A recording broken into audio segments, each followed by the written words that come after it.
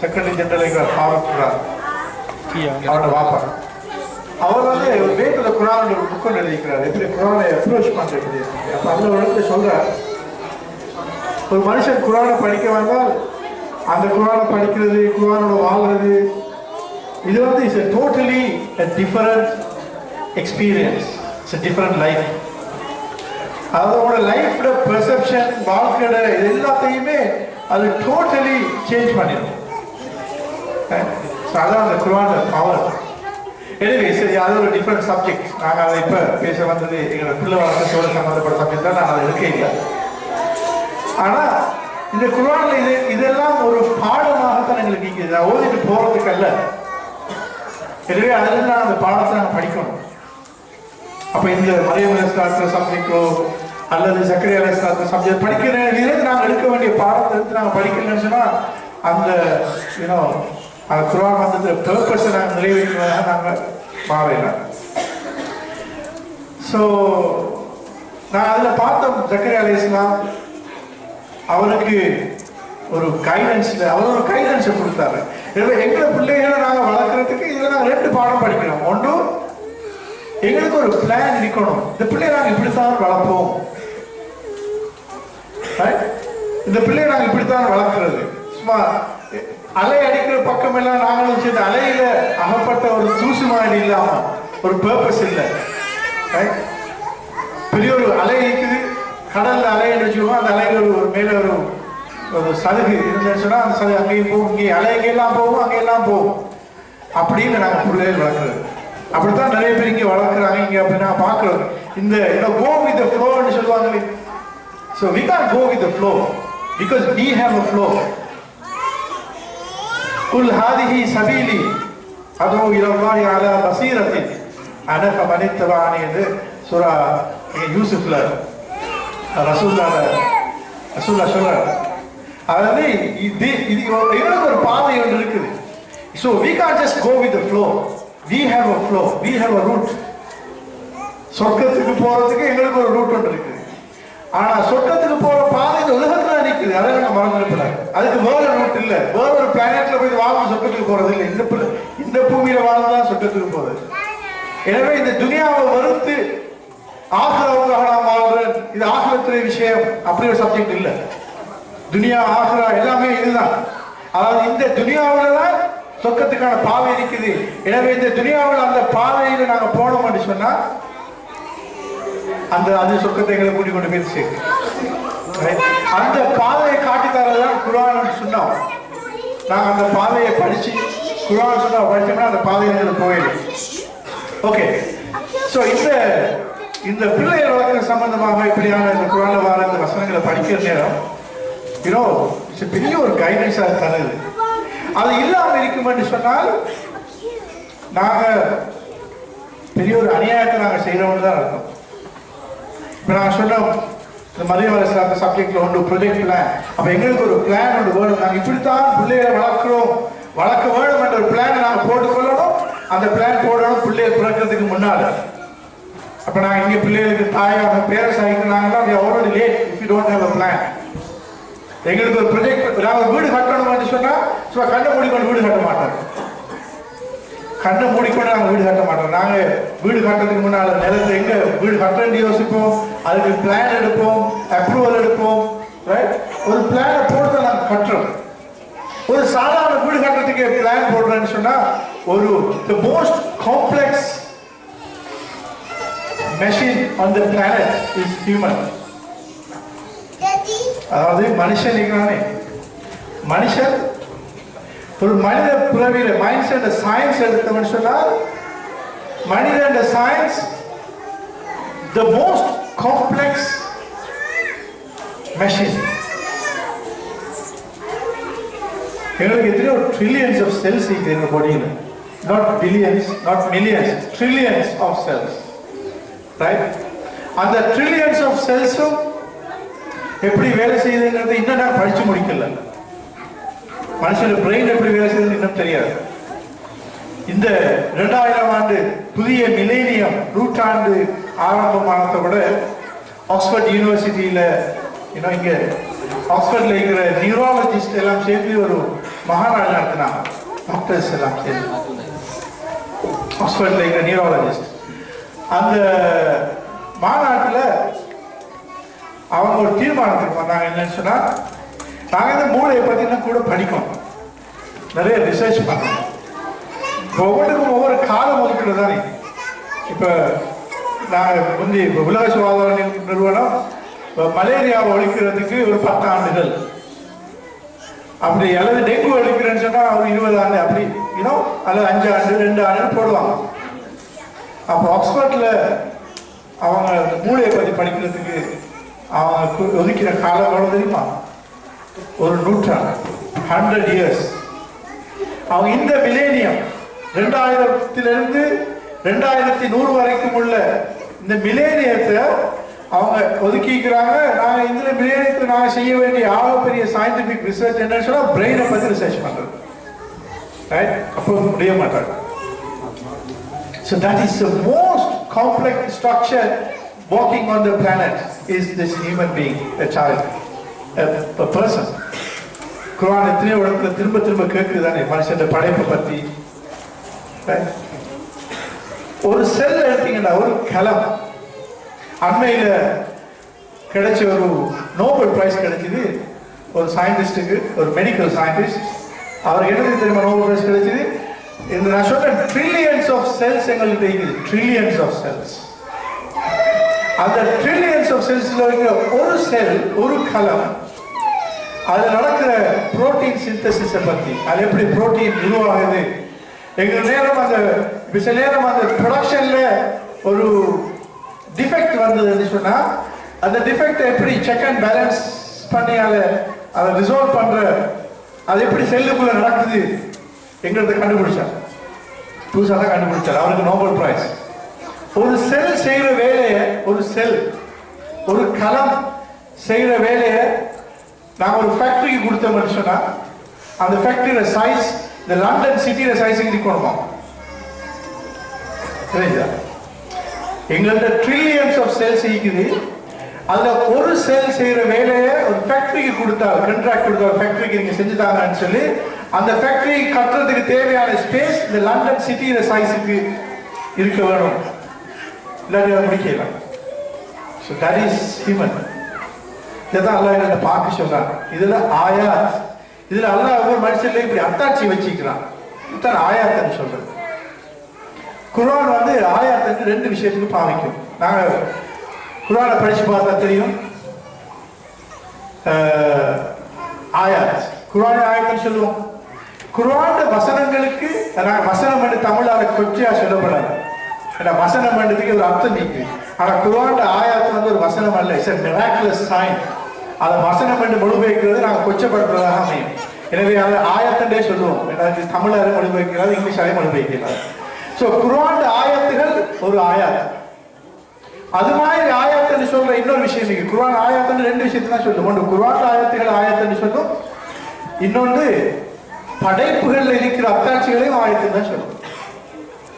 இன்ன ஃபீ ஹல்கி ஸமாவாத்தி வல் அர்த் வ இக்திலாஃபில் லைலி வன் நஹார் லஆயாத்தின் லிஉலில் அல்பாப். குர்ஆன் சொல்லுது, வானங்கள்ல படைப்புல, பூமியில படைப்புல உலுல் அல்பாப், தலை உள்ளாக்களுக்கு, அறிவுள்ளாக்களுக்கு, புத்தி உள்ளாக்களுக்கு ஆயாத் இருக்குது, மிராக்குலஸ் சயின்ஸ் இருக்குது, உலில் அல்பாப். அப்ப இந்த ஆயாத், இந்த 2 ஆயாத்துகளின் ஊடாக ஒரு மனுஷனுக்கு அல்லாஹ் நெருங்கியலுமை. அதான் அந்த ஆயாத்துகள் இருக்கு. குர்ஆன்ல 1000க்கு மேல் 6000 சொச்சம் வசனங்கள்ல, ஆயத்துகள்ல more than 1000 Quranic ayat talks about what? Pure science. Science. நான் ஒரு சப்ஜெக்ட் மட்டும் சொல்றேன் இன்ட்ரெஸ்டுக்காக. இன்ட்ரெஸ்டுன்னு சொன்னா எப்படி அதுல ஆயாத் தீக்கின்னு சொல்றதுக்காக நான் சொல்றேன். only one. சூரத்துல் பலத் நீங்க எடுத்து பாருங்க. சூரத்துல் பலத்ல சூரத்துல் பலத்தை பார்க்கும் நேரம் அல்லாஹ் தஆலா 2 பாதைகளை பற்றி சொல்றாங்க.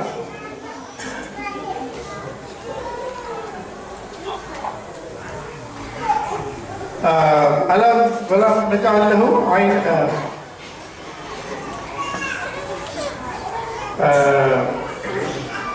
யா வஹதைனாஹும் நஜ்தைன் வஹதைனாஹும் நஜ்தைன் ஃபலக்தஹமல் அக்பா வமா அத்ராக மல் அக்பா ஃபக்ரபா. அதுக்கு முன்னால் வருது இது.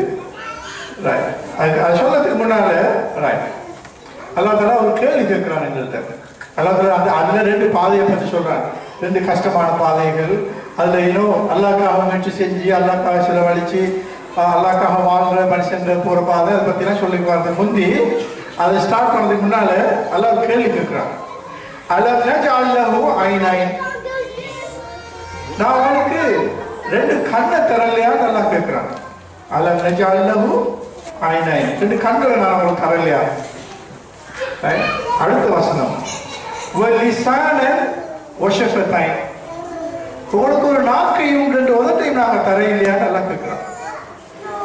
இப்ப இந்த வசனத்தை இருக்கும் இந்த ஆயத்தை இதை ஓதிட்டு போற நேரம் நாங்க சும்மா ஓதிட்டு போறோம் தானே.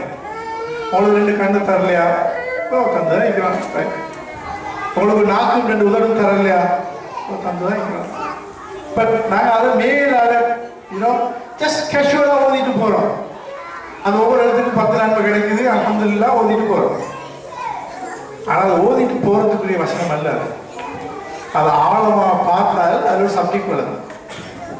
அது எப்போ தெரியுமா விளங்கிச்சு? அண்மையில் எனக்கு நான் வேலை செய்யற ஹாஸ்பிட்டல்ல ஒரு எக்ஸ்பீரியன்ஸ் ஒன்று வந்தது. அன்று தான் எனக்கு இந்த மாசம் இந்த ஆயத்துக்கு தஃப்சீர் விளங்கிச்சு. அது ஹாஸ்பிட்டல்ல இந்த ஆயத்துக்கு தஃப்சீர் விளங்கிச்சு. இந்த ஆயத்துக்கு தஃப்சீர் மதரசாக்களை படிக்க இயலாது, வல்லாஹி படிக்க இயலாது. I'm telling you. இதுக்கு தான் சயின்ஸ் வேற இஸ்லாம் வேற அல்ல. இந்த ஆயத்துக்கு தஃப்சீர் படிக்கிறேன்னு சொன்னா நீங்க ஒரு மெடிக்கல் சயின்ஸ் தெரிஞ்சுதான் நிக்கணும். வானத்திலையும் பூமியிலையும் படைப்புக்கு தஃப்சீர் படிக்கணும்னு சொன்னா நீங்க வானவியல் படிச்சிருக்கணும்.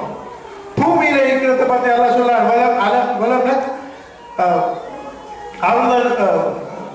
அலம் நஜ்அலில் அர்த மிஹாதா, சூரத்து நபா. அலம் நஜ்அலில் அர்த மிஹாதா, ஒரு பூமியை ஒரு தாயில மடி மாதிரி உங்களுக்கு ஆக்கி தந்து நல்லா சொல்றான். அதுல தஃப்சீர் வழங்கணும் சொன்னா மதரசால போய் படிக்க இயலாது. அதுக்கு நீங்க இந்த புவியியல் படிக்கணும். எனவே இதை சயின்ஸை இஸ்லாத்தையும் பிரிக்கப்படாது. அது வேற சப்ஜெக்ட், நாங்கள் பிறகு பேசுவோம் அதை. ஆனா இப்ப இந்த வசனத்தை உண்மையிலே ஒரு அது எப்ப தஃப்சீர் விளங்கிச்சு தெரியுமா? ஒரு பிள்ளை ஒன்று வந்துச்சு ரஷ்யாவில் இருந்து, ஒரு 6 வயசு பிள்ளை. அந்த பிள்ளை என்னோட பேஷண்ட். அந்த பாய்க்கு ஒரு கழுத்துல ஒரு கட்டி, ஒரு கேன்சர் கட்டி. அப்போ கேன்சருக்கு ஆப்ரேஷன் பண்ணி ரஷ்யாவில் ஆப்ரேஷன் பண்ணி அந்த அது ஓகே. கொஞ்ச நாள் பிறகு திரும்ப கட்டி திரும்ப வந்துட்டு வந்தோடனே லண்டனுக்கு கூட்டி வந்தாங்க. அங்கே ரஷ்யாவில் சொல்றாங்க ஒன்றும் செய்யலான்னு சொல்லி இங்கே கூட்டி வந்தோடனே லாங் ஸ்டோரி. கடைசியாக நான் ஒரு பாயிண்ட் மட்டும் சொல்கிறேன். அந்த ட்ரீட்மெண்ட் முடிஞ்சது பிறகு அந்த பிள்ளையோட கழுத்து இப்படி ஃப்ளெக்ஸ்ட், கழுத்து நிமிர்ந்து இல்லை கழுத்து இப்படிதான் இப்பாரு இப்போ நடக்கிறதுலாம் இதே மாதிரி தான் இப்படி தான் நடக்குது. அப்போ அது தாய் ஒன்லி ஒன் சாய். அந்த உமா ஒரு டாக்டர், ஒரு மைக்ரோபயாலஜிஸ்ட். அப்போ இங்கே வந்தாங்க லண்டனுக்கு வந்து என்னத்துக்கு வந்தாங்கன்னு சொன்னால் அவங்களுக்கு அந்த கழுத்தை கொஞ்சம் நிமித்தி கொள்ளணும். ஒரு ஃபாதர் ஒரு மதர் ஒரு பிள்ளையோட கழுத்தை நிமித்தி கொண்டு விரும்புவாங்க. அப்போ வந்த உடனே அந்த பிள்ளைய நல்ல அழகாக இங்கிலீஷ் பேசுவான். அந்த போய் ரஷ்யன் ஒரிஜின், அது அழகான லாங்குவேஜ், அழகாக பேசுவான். அவள் பேசிக்கொண்டிருக்க போக்கில் இப்போ நான் பேசுகிற நேரம் he speaks very nice fluently தமிழில் இங்கிலீஷில் அழகாக பேசுவார். இப்போ அடுத்த நாள் இந்த பிள்ளைக்கு ஆப்ரேஷன், கழுத்தை நிமித்துற ஆப்ரேஷன். அந்த ஆப்ரேஷன் ஒரு ரிஸ்க் ஒன்று இருக்குது. கழுத்தை நிமித்துற நேரம் அந்த கழுத்துக்குள்ளே இருக்குது படிக்கோல் ஸ்பைனல் கோட். முன்னாள் மூளையிலேருந்து ஸ்பைனல் கோட் கழுத்துக்குள்ளால வரும் முதுகுக்கு. அப்போ அந்த மூளை முன்னாள் டேமேஜ் ஆகிட்டான்னு சொன்னால் அப்படியே பேரலைஸ் ஆகிடும். அது நரம்பெல்லாம் பேரலைஸ் ஆகிடும். இன்னொரு ப்ராப்ளம், இப்போ நாங்கள் மூச்சு எடுக்கிறோம் டெய்லி. நாங்கள் மூச்சு எடுக்கிறது தானே, எங்களுக்கு மூச்சு எடுக்கிறதுக்கு யாரும் சொல்கிறது இல்லை. நான் தூங்கினாலும் எவ்வளோதான் டீப் ஸ்லீப், நான் தூங்கறது நாங்கள் இங்கே இருக்கிற மட்டும் எங்களுக்கு தெரியாது. நாங்களாக இல்லை, நாங்கள் ரூம் போயிட்டு உயிர் மட்டும்தான் இருக்குது. ஆனால் அப்போ நாங்கள் மூச்சு எடுக்கிறோம். அந்த மூச்சு எடுக்கிறதுக்கு இங்கே டயப்ரம் ஒரு சாமானியம், அதாவது நெஞ்சாலையும் வயிற்றையும் பிரிக்கிறதுக்கு ஒரு டயப்ரம் ஒன்று இருக்குது. அந்த டயப்ரம் இப்படி மேலே போயிட்டு வரணும், ஒரு பிஸ்டன் மாதிரி ஒன்று இருக்குது. டயப்ரம் பிஸ்டன் மாதிரி, அந்த காலில் பிஸ்டன், அந்த பிஸ்டன் இப்படி போயிட்டு வரும். அப்புறம் அப்படி போயிட்டு வரணும் தான் நாங்கள் மூச்சு எடுக்கிறோம். அவன் பிஸ்டன் போயிட்டு வர்றதுக்கு அதுக்கு எனர்ஜி தேவை. அது மாதிரி டயப்ரம் மூவ் பண்ணுறதுக்கு அதுக்கு நரம்பு தேவை. அது இங்கே இருந்து வரும், கழுத்தில் மேலே இருக்கும். அந்த நரம்பு இல்லாட்டி அந்த டயப்ரம் வேலை செய்யாது. அப்போ இந்த பாய்க்கு ஆப்ரேஷனுக்கு வந்த நேரம் ஃப்ளூவண்டாக கதைக்கிற ஒரு பாய், அழகான லாங்குவேஜ், அவருக்கு ரஷ்யன் லாங்குவேஜ் தெரியும், இங்கிலீஷ் தெரியும், இன்னும் லாங்குவேஜ் தெரியும், வெரி இன்டெலிஜென்ட் பாய். அந்த ஆப்ரேஷனுக்கு போயிட்டு வந்தால் அன்ஃபார்ச்சுனேட்லி அவரோட ஆப்ரேஷன் பண்ணுற நீரசன் ஆப்ரேட் பண்ணாரு. அவரோட கழுத்தில் எதிர்பார்த்த அந்த ஃபெயிலியர், அதாவது சக்ஸஸ் ஆகும், ஃபெயிலியர் வந்தால் பேரலைஸ் ஆகும். ஆனால் அவரோட கேஸில் அன்ஃபார்ச்சுனேட்லி அது ஃபெயிலியர் ஆகிடும். அப்போ அது ஆப்ரேஷன் ஃபெயிலியர் என்ன நடக்குது? ஆல் பேரலைஸ், டயப்ரமுக்கு வர நரம்பு டேமேஜ், மூச்சு எடுக்கிறார். மூச்சு எடுக்கிறார் இப்போ என்ன நடக்குதுன்னு சொன்னால் அவர் ஒரு ப்ரீதிங் மெஷினோட இப்போ கனெக்ட் பண்ணி வச்சுக்கிங்க. ரைட், ப்ரீதிங் மெஷினோட கனெக்ட் பண்ணி வச்சால் அந்த மூச்சு எடுக்கிறதுக்கு ஒரு டியூபோட போட்டு, லங்ஸுக்கு டியூபோட போட்டு கனெக்ட் பண்ணணும் ப்ரீதிங் மெஷினுக்கு. அப்போ அந்த டியூப் போடணும்னு சொன்னால் இதில் ஒரு ஓட்டு போடணும். ட்ரக்கியோஸ்டோமின்னு அது சொல்கிறது. போட்டு இதில் டியூப் போட்டு போட்டால் லைஃப் லாங் இப்போ அப்படி தான் நீங்கள் லைஃப். இப்போ சொல்ல வந்த என்ன தெரியுமா? இப்போ நல்லா பேசி கரைச்சி கொண்டு இருந்தப்போ, இப்போ நான் பேசுறது கரைக்கிறது நீங்களாம் கேட்குறீங்க, அது மாதிரி பேசிட்டு இந்த போய் அந்த ஆப்ரேஷன் முடிஞ்சதுக்கு பிறகு அவருக்கு இதில் டியூப் ஓட்ட போட்ட உடனே காற்று வரும். அவர் பேச ட்ரை பண்ணுறாரு. பேச்சு எப்படி தெரியுமா வரும்? இதான் பேச்சு, இதான் லாங்குவேஜ். அந்த லாங்குவேஜ் கூட தான் காற்று வாருது, லங்ஸ்ல இருந்து வார காற்று, அவ்வளவுதான். வார காற்று இதுக்குள்ளால வருது, இதுக்குள்ளால வெளியில வருது. அப்ப ஒரு லாங்குவேஜ் எப்படி வருது? அது காத்து இங்க தொண்டைக்குள்ளால வர நேரம் வோக்கல் கவுண்ட் ஒரு சாமானிக்கு இதுக்குள்ள அது இப்படி வைப்ரேட் ஆகும். அவர் வைப்ரேட் ஆனாதான் சவுண்ட் வரும். அதாவது ஒரு காத்து ஒரு ஏர் ஃப்ளோ சவுண்டாக மாறும். அதுக்கு இங்க த்ரோட்ல வைப்ரேட் ஆகும். அந்த சவுண்ட் ஒரு லாங்குவேஜா மாறணும். அப்ப ஏர் ஃப்ளோ இதுக்குள்ளால மாற சவுண்டாக வரும். அந்த சவுண்ட் வந்து ஒரு லாங்குவேஜா மாறணும். அது எது லாங்குவேஜா மாத்துது? உங்களோட வந்து நாக்கும் 2 உதடு தான் அந்த லாங்குவேஜா மாத்துது. You understand that? You see, you get an air flow, இதுக்குள்ளால வர நேரம் வைப்ரேட் ஆகி சவுண்ட் வருது. வாய்க்குள்ளால வர நேரம் இப்போ நான் ஏர் ஃப்ளோ தான் எனக்கு வருது. நான் பேசுறேன், எனக்கு வர்றது ஏர் ஃப்ளோ. நான் மூச்சு எடுக்கிறேன் லங்ஸுக்குள்ள, திரும்ப லங்ஸ்ல இருந்து மூச்சு வெளியே வருது. அந்த ஏர் ஃப்ளோ ஒரு அழகான ஒரு லாங்குவேஜா மாறுது. இந்த ஒரு ஏர் ஃப்ளோவை லாங்குவேஜா மாற்றுறது என்ன சாமான்? அவங்களோட நாக்கும் 2 உதடு. எத்தனை லாங்குவேஜ் உலகத்தில்? 7000க்கு மேற்பட்ட லாங்குவேஜ். ஒரே நேரத்தில் 5-10 லாங்குவேஜ் பேசுறாங்க. எங்களுக்கு 4 லாங்குவேஜ் தெரியும். சிங்களம் தெரியும், தமிழ் தெரியும், இங்கிலீஷ் தெரியும், உருது தெரியும், அரபிக் தெரியும். 5 லாங்குவேஜ் பேசணும். ஒரு கிராமட்டிக்கலி கோஹரண்ட் லாங்குவேஜ் நாங்கள் பேசுறோம். ஒரு தாட் தலைக்குள்ள வருது, அந்த தாட் லாங்குவேஜா மாறுது. See what a wonderful thing, right? It's really a wonder. 7000 language. இந்த லாங்குவேஜ்ல எங்க இருந்து வருது? அந்த லாங்குவேஜா மாத்துறது இந்த நாக்கும் இந்த 2 உதடு. இது 7000 லாங்குவேஜ் மட்டும் இல்லை.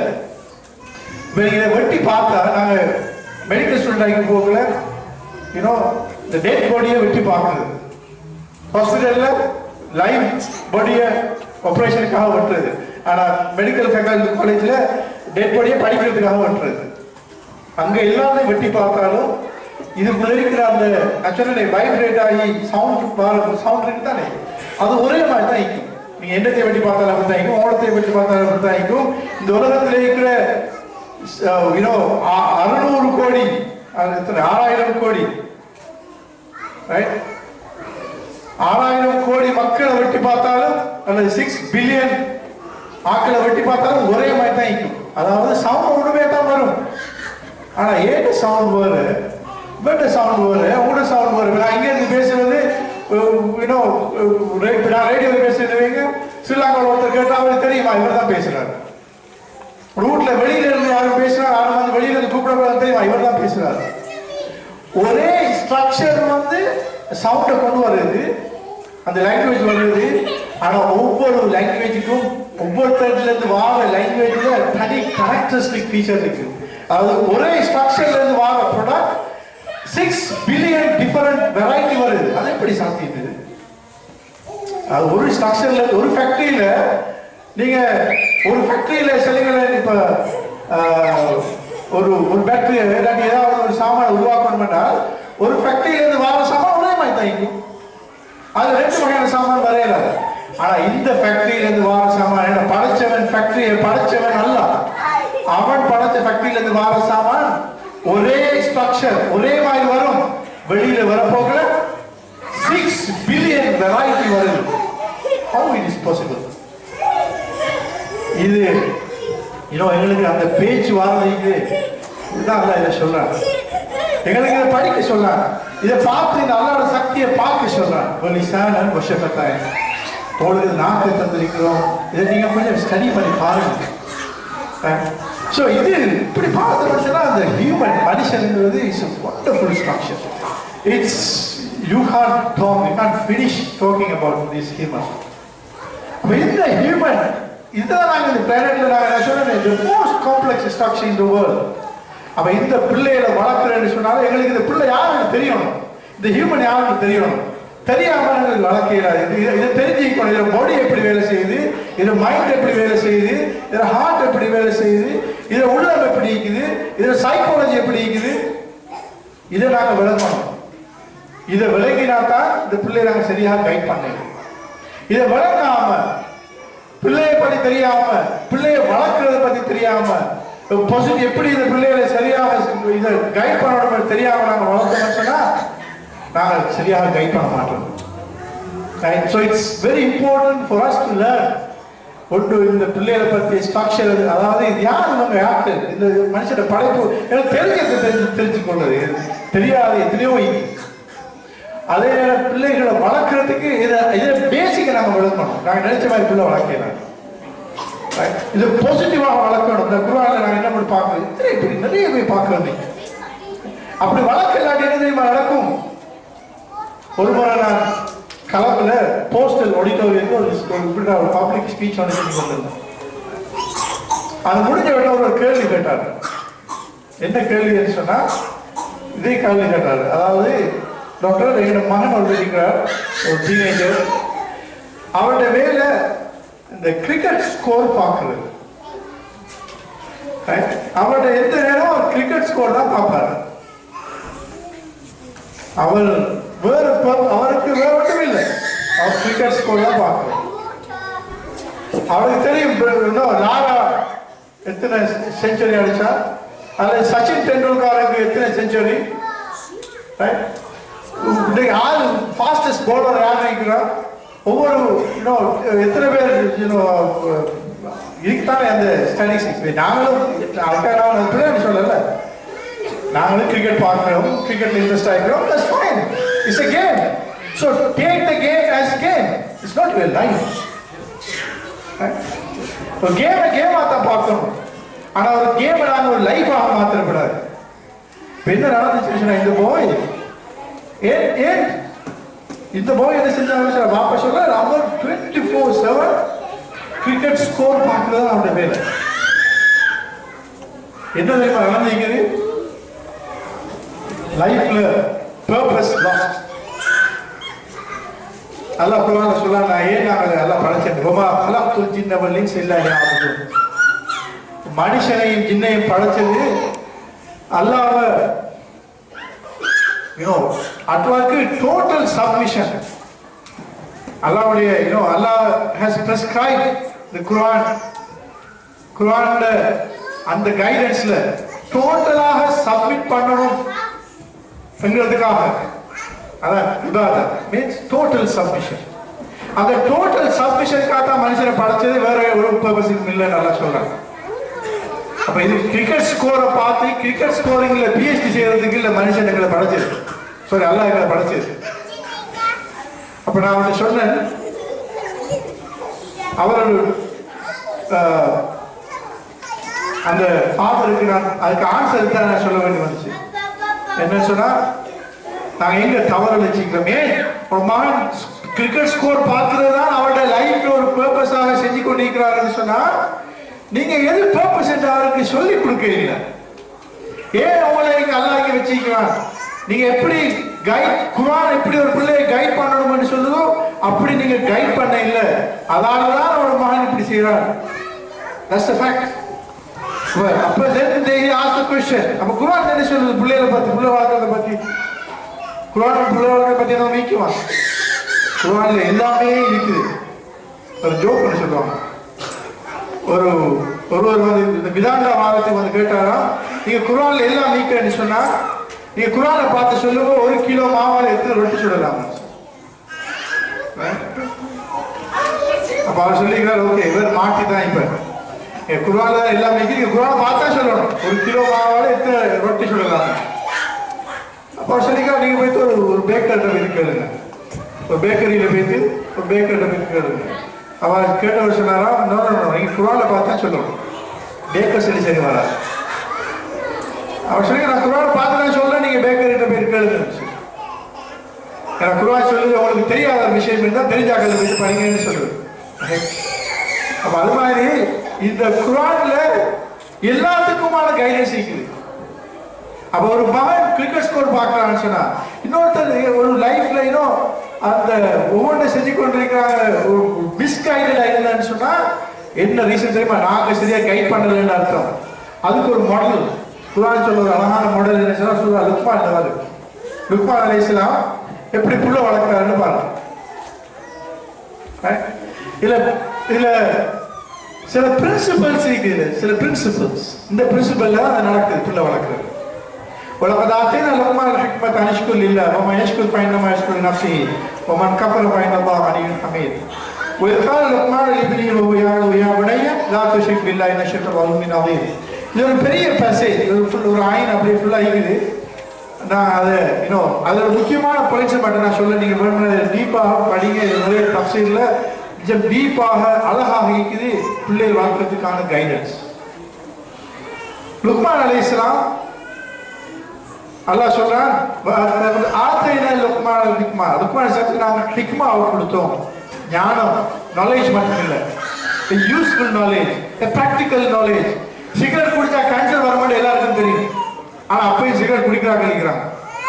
That's a useless knowledge. அந்த knowledge-ஆல எந்த பிரயோஜனமும் இல்லை. A useful knowledge will help you, but the useless knowledge is not going to help you. அப்ப இங்க ரொம்ப அந்த useful knowledge தான் ஹிக்மா, ஞானம். The knowledge that is useful to you, the knowledge that you take heed of. அல்லாஹ் தஆலா அது வந்து அல்லாஹ் தரணும். அதுக்கு நாங்க ரஹ்மத் நாங்க we should be blessed to get that hikmah. அந்த யூஸ்ஃபுல்லான நாலேஜ் கிடைக்கிறதுக்கு நாங்க எங்களுக்கு அல்லாஹ்வோட ரஹ்மத் வேணும், அல்லாஹ் தரணும். ஏன்னா இது வந்து ஒரு மனுஷனுக்கு அது சும்மா கிடைக்கிற சாமான் இல்லை. அல்லாஹ் சொல்றான், எங்க எல்லாம் ஹிக்மா வருதோ அல்லாஹ் சொல்றான், இது நாங்க கொடுத்தேன்னு சொல்றான். எங்கேயும் அல்லாஹ் சொல்றான், அந்த அத்தைனா லுக்மான் ஹிக்மா, லுக்மானுக்கு நாங்க கொடுத்தோம் எங்களோட ஹிக்மா, ஞானம்.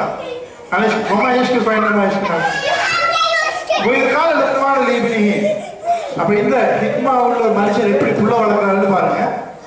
ஒரு ஹிக்மா உள்ள ஒரு மனுஷன் எப்படி புள்ள வளர்க்கிறாருன்னு சொன்னா,